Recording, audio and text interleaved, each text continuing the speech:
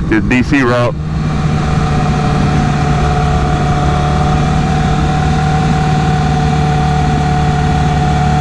I feel like I have to kind of take that one a little wide.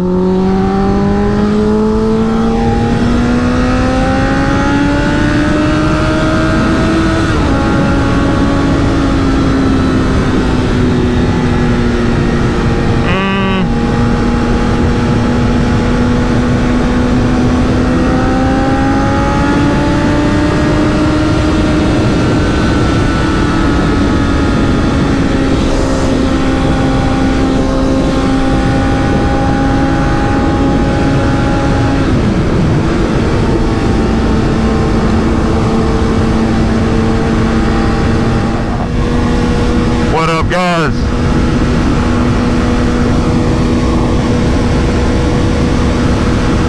so what I want to talk about today is this new GoPro Hero 8 and my experience with it so far. So I've had this camera now for about a month and a half, about 6 weeks, and overall I gotta say this is a fantastic camera. It just it does an outstanding job for action video, video stabilization, dynamic color and contrast adjustment. The microphone, the built-in microphone that is, has been improved significantly. Well, let's jump into a few of these specifics and talk about them in detail. So the first thing I'm going to start with is the microphone, because that's probably the most notable improvement in my opinion on this camera. It was one of the first things that I noticed before, you know, really paying attention to the improvement in video quality and things like that. So the microphone. On the GoPro Hero 8, the camera now has built-in microphones on the front and the back of the chassis of the camera. And you have the option now to record only from the front or only on the back microphone. Or you can record in stereo using both microphones. And as impressive as that is, what's even more impressive is how this new GoPro Hero 8 is able to filter or block out wind noise, specifically when I'm doing things like this, like riding my motorcycle. The first time that I used the camera, I did not have any attachments, no microphone attached to it, no external mic, anything like that, no case. So yeah, as I said, when I first used the camera, I didn't have any attachments on it, just pretty much out of the box. I had the battery charged with a memory card in, and I got out here on the road and I was recording.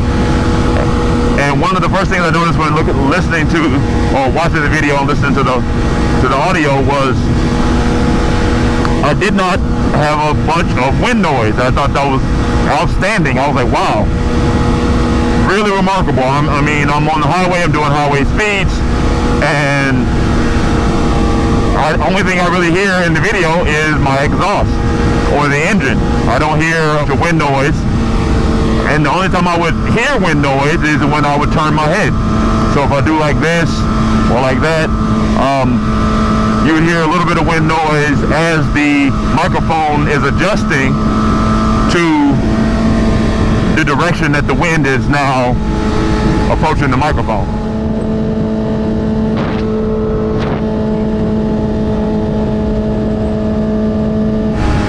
And it takes like a second, or maybe less, half of a second. It's really quick. So to me, that was outstanding, because every other version of version or generation of the GoPro has had a significant problem with managing things like wind noise, unless you use, you know, additional equipment. So to be able to get that right out of the box, like I said, without any advanced configurations or anything like that. That was outstanding. As I ride across the Memorial Bridge here, you can see the Washington Monument and the Potomac River here on my left, and so that's one thing. That's one thing that I just thought was like really outstanding. The microphone, the ability to adjust it on the fly. You can use shortcuts that are on the touch screen that allow you to change whether or not it's in stereo mode, stereo record, or simply front or the back. So that's the first feature that I thought was really great. The next thing that I thought was really cool is the improvement to the Hyper Smooth, which is a feature, I don't remember when it debuted on the GoPro, but I know it was on the 7. It might have debuted on the 6, but I think it was a feature that came out on the 7. But on this camera, on the Hero 8, to me, it seems like it's drastically improved. I mean, I record in 4K, 60 frames per second, pretty much all the time. And even when I'm doing things like riding a motorcycle or a bicycle or, you know, any type of action, the camera captures all of that action, and it looks very smooth, very fluid. You know, there's not a lot of bouncing around, things like that. I mean, even as I look around, it's really smooth. In addition to that improvement on the Hyper Smooth functionality, they have the option for you to change the bitrate, the recording bitrate on the camera, meaning how many bits per second are being written to the memory card as you're recording.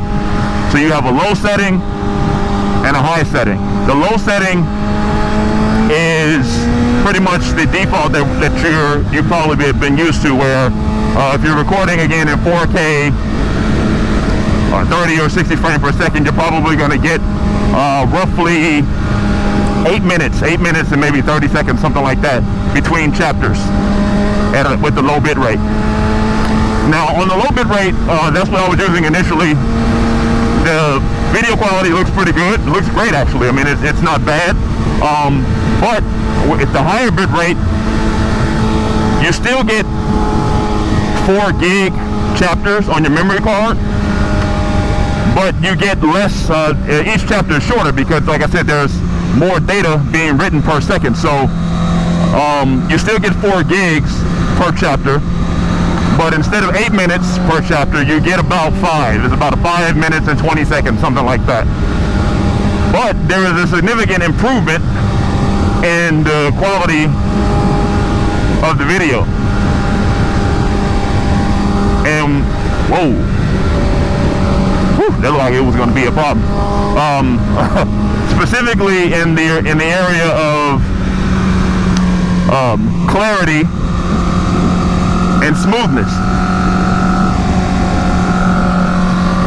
So with the higher bit rate, what I notice is that the color, the contrast, it looks brighter, more vibrant.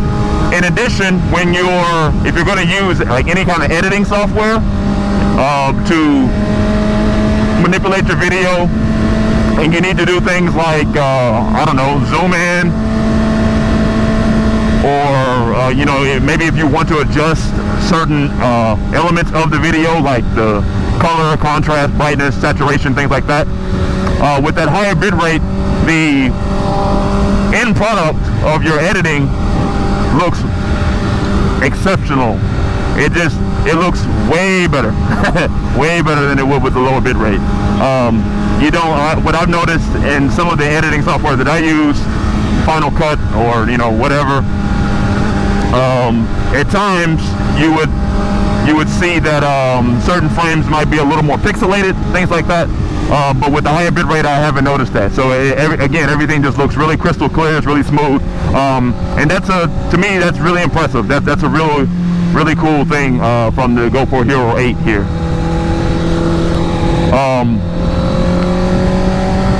So in addition to that, I like how the GoPro Hero 8 handles adjustment dynamically to your environment, specifically around brightness. So one of the reasons that I'm riding right now, it's about 8:15 or so on the East Coast, and you know, we got about an hour, maybe a little less of sunlight left.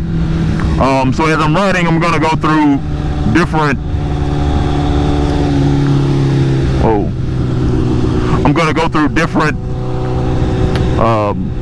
levels of brightness, right? The sun's going to be out and brighter in some areas. They're going to be a lot more clear. Than some areas are going to be a little darker.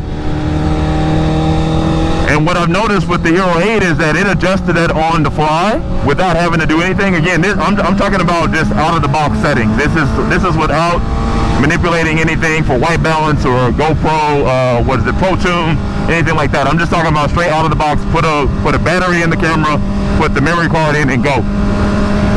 It handles the dynamic adjustment like no other camera that I've ever used. No other action camera, that is.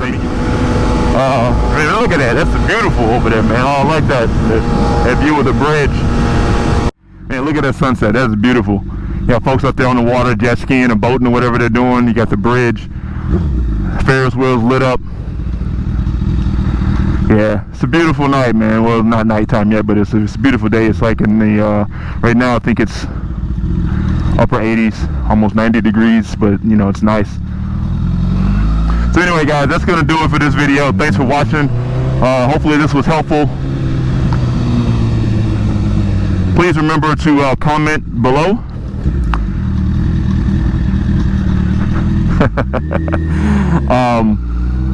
You know, if you like this content, please remember to like, share, and subscribe, and I'll catch you guys in the next video.